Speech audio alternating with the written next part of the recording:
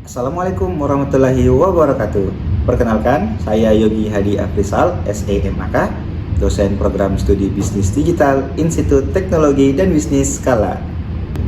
Video ini dibuat dengan tujuan sebagai salah satu syarat pemenuhan dokumen pada sertifikasi dosen tahun 2025, yaitu sebagai pernyataan diri dosen pada unjuk kerja Tridharma Perguruan Tinggi, atau yang kita kenal dengan istilah PDD UKT PT. Pada video kali ini saya akan menampilkan proses pengajaran mata kuliah pengantar akuntansi pada program studi Bisnis Digital. Mata kuliah ini merupakan mata kuliah wajib pengantar pada program studi Bisnis Digital Institut Teknologi dan Bisnis Skala. Pada mata kuliah ini, mahasiswa diajarkan terkait dengan pemahaman konsep dasar akuntansi, pencatatan keuangan, pelaporan keuangan, serta pemahaman dasar terkait teknologi dan finansial. Dengan menggunakan pendekatan studi kasus, mahasiswa diharapkan mampu menggunakan akuntansi sebagai salah satu alat dalam proses pengambilan keputusan bisnis di era digital. Adapun capaian pembelajaran lulusan atau CPL Prodi pada mata kuliah pengantar akuntansi terdiri dari CPL 1, 2, dan 3 yang tertuang di dalam RPS yang telah divalidasi oleh Ketua Program Studi Bisnis Digital. Selanjutnya ada capaian pembelajaran mata kuliah atau CPMK yang terdiri dari CPMK 1, mahasiswa mampu memahami konsep dasar akuntansi dan konsep dasar finansial dan teknologi. CPMK 2, mahasiswa mampu menerapkan konsep dasar akuntansi dalam menyelesaikan masalah akuntansi. Dan CPMK 3, di mana mahasiswa mampu mengevaluasi informasi akuntansi dalam pengambilan keputusan bisnis. Mata kuliah ini merupakan mata kuliah dengan bobot 2 SKS pada program studi Bisnis Digital Institut Teknologi dan Bisnis Skala yang diajarkan sebanyak 16 kali pertemuan dengan rincian 14 kali pertemuan materi, 2 kali pertemuan masing-masing ujian tengah semester dan ujian akhir semester. Adapun bahan kajian pada mata kuliah ini terdiri dari konsep dasar akuntansi, metode pencatatan akuntansi, siklus akuntansi, laporan keuangan, sistem informasi akuntansi, akuntansi manajemen, analisis laporan keuangan, serta finansial dan teknologi. Mata kuliah ini dilaksanakan secara tatap muka menggunakan metode cooperative learning, di mana mahasiswa mampu mengembangkan keterampilan sosial mereka, seperti berkomunikasi, kerjasama, dan berdiskusi menyelesaikan masalah dalam akuntansi di era digital saat ini. Berikut merupakan sistem penilaian pada mata kuliah pengantar akuntansi program studi Bisnis Digital. Terdiri dari pada akhir mata kuliah, mahasiswa diharapkan mampu menerapkan konsep dasar akuntansi dalam melakukan pencatatan dan pelaporan keuangan secara etis pada sebuah bisnis. Selain itu, menggunakan informasi akuntansi dalam pengambilan keputusan bisnis dan mengenali peran teknologi finansial atau fintech dalam akuntansi digital. Terdapat 3 komponen utama dalam proses pengajaran mata kuliah pengantar akuntansi ini yang akan dilaksanakan dengan cara delivery, interaction, and assessment. Berikut adalah cuplikan mata kuliah pengantar akuntansi. Baik, Assalamualaikum warahmatullahi wabarakatuh. Waalaikumsalam warahmatullahi wabarakatuh. Terima kasih untuk teman-teman mahasiswa yang sudah hadir pada hari ini. Hari ini adalah pertemuan ketiga di mata kuliah pengantar akuntansi. Tapi sebelum itu, kita berdoa dulu. Menurut keyakinan kita masing-masing, semoga apa yang kita pelajari hari ini itu bisa bermanfaat ya. Silahkan, doa dalam hati dimulai. Amin. Oke, hari ini pertemuan ketiga kita akan membahas terkait dengan persamaan dasar akuntansi. Tapi sebelum itu, pekan lalu itu kita sudah belajar pengenalan ya, introduction tentang apa sih itu akuntansi. Nah, sebelum kita masuk ke materi, Bapak akan menunjukkan dulu capaian pembelajaran hari ini. Hari ini itu goals-nya teman-teman diharap bisa mendefinisikan apa itu aset, apa itu liabilitas atau utang atau kewajiban, dan apa itu ekuitas atau modal. Setelah itu kita akan cek bagaimana sih persamaan ini mampu menciptakan persamaan dasar akuntansi. Itu. Jadi harapannya teman-teman pembelajaran di akhir sebentar teman-teman tahu persamaan dasar dari akuntansi. Sebelum masuk ke jurnal umum, harus teman-teman tahu persamaan dasar akuntansi agar bisa lebih mudah melakukan pencatatannya, ya. Nah, pekan lalu kita sudah belajar terkait dengan apa sih akuntansi, ya, sejarah dan sebagainya. Ada yang tahu siapa bapak atau tokoh yang dikenal sebagai bapak akuntansi? Oke, silakan. Luca Pacioli. Oke, hampir tepat. Ada yang lain? Ada yang lain? Oke, silakan. Siapa? Luca Pacioli. Yes, tepat. Luca Pacioli, ya. Jadi sebenarnya bukan Luca Pacioli tapi Luca Pacioli. Dia adalah seorang bisa dibilang matematikawan di zamannya. Dia membuat sebuah buku dan menulis sistem double entry yang kita kenal dengan istilah debit dan kredit di akuntansi. Ada yang tahu nama bukunya Luca Pacioli? Silakan. Summa de Arithmetica. Summa de Arithmetica. Oke. Sejarah akuntansi itu dimulai dari tahun sekitar ya 1494. Pertama kali dibuat konsepnya sama Bapak Luca Pacioli. Dia orang yang pertama yang memperkenalkan sistem pencatatan double entry.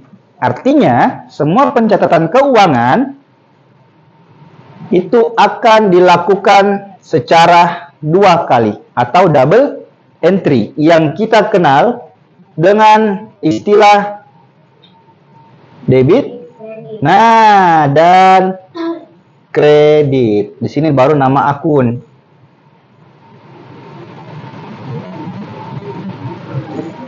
Konsep ini yang diperkenalkan oleh Luca Pacioli dalam bukunya Summa de Arithmetica.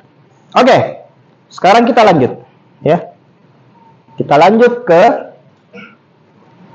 definisi. Satu kata dulu dong untuk akuntansi. Transaksi. Apa? Transaksi. Transaksi. Yang lain? Apa? Keseimbangan. Keseimbangan. Laporan keuangan. Laporan keuangan. Laba rugi. Apa? Satu kata untuk akuntansi? Laporan. Pencatatan keuangan. Pencatatan keuangan. Pendapatan. Apa? Ekonomi. Ekonomi. Sudah? Aset. Aset. Oke, terima kasih. Semua yang teman-teman tadi bilang itu memang adalah konsep dan ruang lingkup lah ya yang dibahas dalam akuntansi. Kalau kita berbicara tentang akuntansi, kita akan berfokus pada salah satu buku yang kita gunakan ya, bukunya Kiso dan kawan-kawan tentang accounting principle. Itu membahasakan bahwa akuntansi itu sistem informasi yang mengukur ya, menganalisis dan melaporkan apa? Informasi keuangan. Di sisi lain, nah ada buku tentang ini. Accounting the basis for business decision ya. Dia mengatakan bahwa akuntansi itu proses identifikasi, mengukur, serta menyajikan informasi ekonomi kepada pemangku kepentingan atau stakeholder. Jadi kalau kita rangkum itu secara sederhana, akuntansi adalah sistem informasi yang mencatat, mengklasifikasikan, apa lagi? Meringkas, melaporkan transaksi keuangan suatu perusahaan atau entitas untuk memberikan apa? Informasi yang berguna. Jadi semua pencatatan ekonomi dicatat di jurnal umum, diolah, diringkas sehingga menghasilkan laporan keuangan untuk pengambilan keputusan bisnis. Oke, sekarang kita masuk ke persamaan dasar. Ya.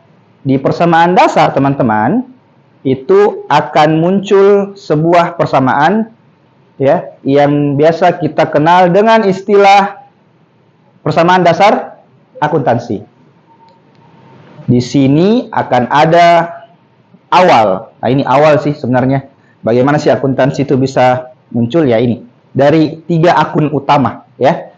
Yang pertama, aset. Nah, goals tadi pembelajaran teman-teman bisa mendefinisikan apa sih itu aset? Ada yang tahu apa itu aset? Atau nama lainnya adalah harta ya. Kita cek dulu. Menurut Kiso dan kawan-kawan dalam bukunya Accounting Principle, dia mengatakan bahwa aset itu mempunyai sebuah karakteristik umum. Apa karakteristik umumnya? Dimiliki oleh semua aset kapasitas untuk menyediakan layanan atau manfaat di masa yang akan datang. Artinya apa yang kita miliki sekarang dan itu bisa memberikan manfaat di masa yang akan datang, menurut Kiso itu adalah sebuah aset. Nah, di dalam akuntansi, aset itu ini contohnya. Aset itu terdiri dari beberapa jenis-jenis akun. Nah, ini yang akan kita catat nanti di jurnal umum. Tapi teman-teman harus tahu ya, kelompok akunnya aset itu apa-apa saja turunannya. Di sini ada aset turunannya, ada kas, ada persediaan, ada piutang, apalagi kendaraan, mesin, peralatan, dan perlengkapan. Ada pertanyaan? Apa perbedaan antara peralatan dan perlengkapan pada akuntansi? Peralatan dan perlengkapan di akuntansi sederhananya, kalau peralatan itu dipakai, dia adalah aset dalam bentuk fisik, alat, oke? Sementara perlengkapan adalah barang, tapi dia habis pakai. Secara usia, peralatan ini biasa usianya bisa di atas 1 tahun. Contoh, kita beli komputer, itu peralatan. Sedangkan perlengkapannya adalah, misal kita beli kertas atau tinta printer, itu adalah perlengkapan, karena pasti dia akan habis di bawah masa pakai 1 tahun. Sedangkan printernya atau komputernya akan tetap bertahan. Jadi secara usia peralatan itu di atas 1 tahun rata-rata. Kalau perlengkapan dia akan habis pakai. Sudah paham? Oke, terima kasih. Next, kita akan beralih ke akun yang kedua. Apa itu? Utang. Utang atau liabilitas, teman-teman ya. Kiso dan kawan-kawan menyatakan bahwa liabilitas mempunyai 3 karakteristik. 1, 2, 3. Apa itu? Liabilitas muncul karena ini merupakan kewajiban masa kini. Yang kedua, timbul karena kejadian masa lalu. Dan yang ketiga, menyebabkan keluarnya sumber daya dalam bentuk kas. Artinya kewajiban harus dibayar ya. Gitu. Terus ada lagi nih, menurut Joel G. Siegel dan Sim ya, di tahun 94. Dia mengatakan bahwa hutang itu adalah uang atau jasa yang dipinjamkan kepada siapa? Pihak lain ya. Pihak lain. Itu merupakan kewajiban resmi dari sebuah usaha yang timbal balik dari apa? Perjanjian tertulis maupun lisan. Jadi utang bisa dikatakan utang itu sesuai dengan akadnya, baik tertulis ataupun lisan ya. Jadi jangan asal bicara karena itu akan menjadi sebuah akad dalam transaksi ekonomi. Utang sendiri itu dibagi menjadi 2. Ada utang jangka panjang dan utang jangka pendek. Ada yang mau tanyakan untuk utang? Saya Pak, Oke, silakan Rena. kan tadi Bapak bilang ada utang jangka pendek dan jangka panjang. Oke. Nah, yang ingin saya tanyakan itu apa perbedaan dari kedua utang itu? Oke, nice. Kita lihat dari jangkanya. Yang satu jangka panjang, yang satu utang jangka pendek. Utang jangka panjang artinya utang yang harus dilunaskan, tapi dia waktunya 1 tahun ke atas. Kalau utang jangka pendek harus dilunaskan sebelum 1 tahun ke bawah. Jadi utang jangka pendek. Oke. Utang jangka pendek dan utang jangka panjang.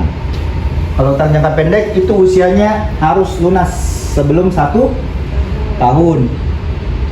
Dan utang jangka panjang itu biasanya lebih dari 1 tahun.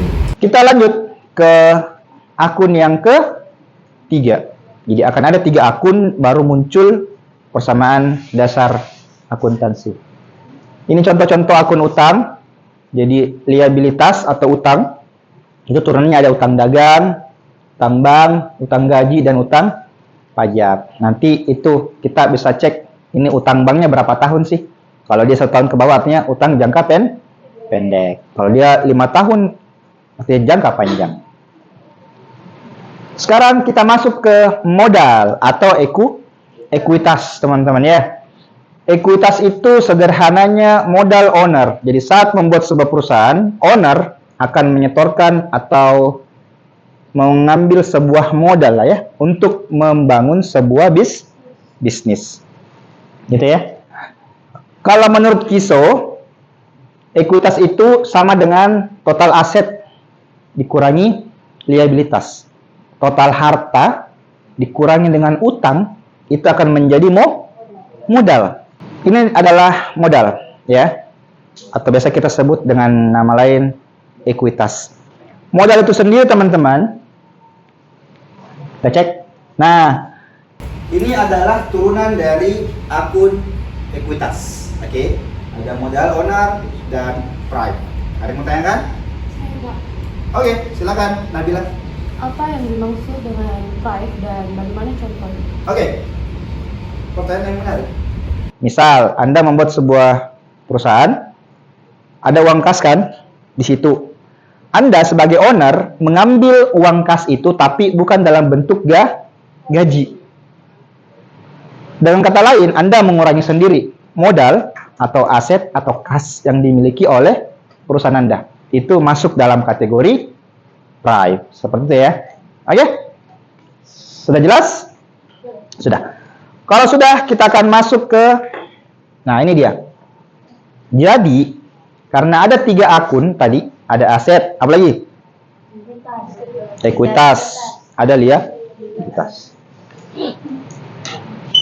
3 akun itu yang menjadi persamaan dasar akuntansi. Apa persamaan dasar akuntansi? Aset itu sama dengan liabilitas ditambah equity atau ekuitas. Atau sederhananya, kita bisa cek lewat situsnya ya. Aset itu sama dengan kewajiban ya, atau liabilitas ditambah dengan modal. Ini persamaan dasarnya akuntansi. Sesederhana kita bisa mengatakan saya bisa membeli sebuah barang dengan kombinasi utang atau modal. Ya. Begitu teman-teman. Ini misal contoh ya. Ini ada aset. Aset ini ditandakan dengan warna hijau. Di sini akan ada kas, persediaan, piutang, ada kendaraan, mesin, dan peralatan. Totalnya berapa? $15 ya.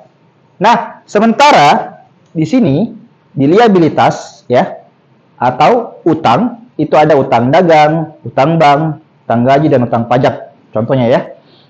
Dan di bawahnya ada owner equity atau ekuitas. Di sini adalah modal owner.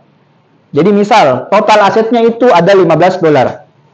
$15 ini akan terdiri dari 10 utang dan 5 modal. Ini tambah ini sama dengan ini. Makanya disebut persamaan dasar akuntansi. Sampai sini paham? Jadi aman ya. Jadi persamaan dasar akuntansi adalah aset sama dengan kewajiban tambah dengan modal. Untuk memudahkan mencatat, di dalam jurnal umum akan ada yang namanya saldo normal akuntansi. Ini adalah tabel yang menunjukkan di mana posisi saldo normal sebuah akun. Untuk memudahkan teman-teman menghafal di mana saldo normalnya, kita pakai istilah ini. Bertambah di debit dan berkurang di kredit, kita pakai tangan kanan. Silakan naikkan tangan kanannya. Nah, itu. Nah, ini. Kode Shaka. Ini kode Shaka ya di Kepulauan Hawaii. Jempol menunjukkan aset dan jari apa? Jari kelingking itu menunjukkan beban. Ini sama-sama akan bertambah di debit dan berkurang di kredit. Setelah itu untuk menghafal 3 akun lainnya gampang. Kita ganti lagi, ya. Ini. Di sini ada apa? Kewajiban, ada modal dan pendapatan. Ada kewajiban atau utang, modal dan pendapatan. Kalau yang ini dia akan bertambah di mana? Di kredit dan berkurang di debit. Jadi sudah aman, sudah bisa hafal kapan aset bertambah? Gini, artinya oh dia bertambah di debit. Kalau biaya sama. Aset dan biaya sama-sama bertambah di debit dan berkurang di kredit. Sedangkan yang 3 akun lainnya mengalami pertambahan di mana? Kredit. Dibalik ya. Karena biasanya mahasiswa itu akan pusing dan bingung di sini. Maka kalau dia pusing di sini, dia akan salah catat di sistem double entry-nya. Sesederhana itu teman-teman. Kuis, kita lakukan kuis ya. Untuk menguji sejauh mana pemahaman teman-teman. Yang akan dibagi menjadi 1, 2, 3, 4 kelompok hari ini. Oke, kelompok pertama. Silakan naikkan pulpennya. Kalian akan mengisi. Ini kelompok pertama. Kelompok kedua. Kelompok ketiga. Dan kelompok keempat. Oke. Silakan diisi.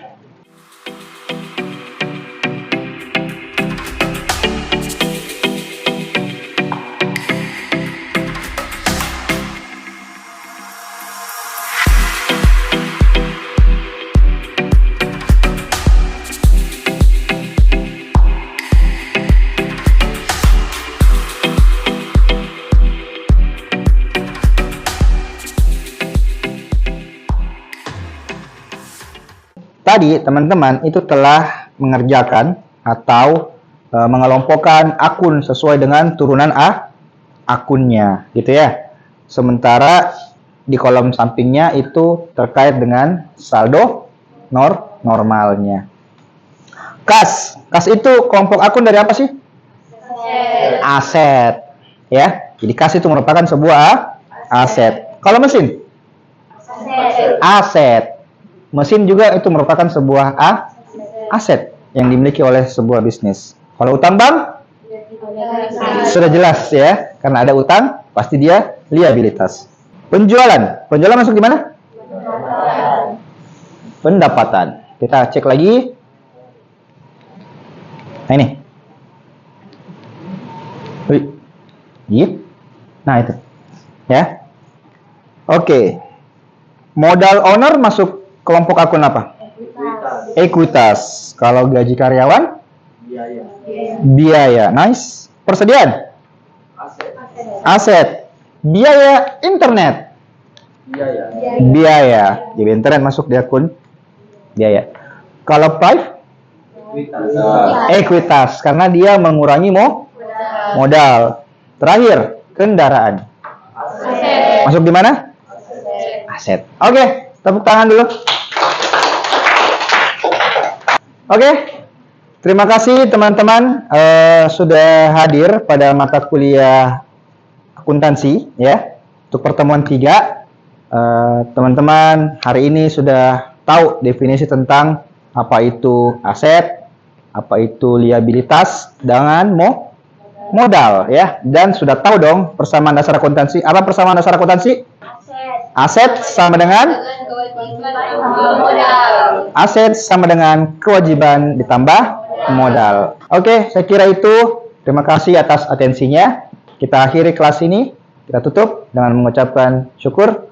Wabillahi taufiq wal hidayah. Assalamualaikum warahmatullahi wabarakatuh. Waalaikumsalam warahmatullahi wabarakatuh. Itulah tadi cuplikan dari mata kuliah pengantar akuntansi pada program studi bisnis digital Institut Teknologi dan Bisnis Skala.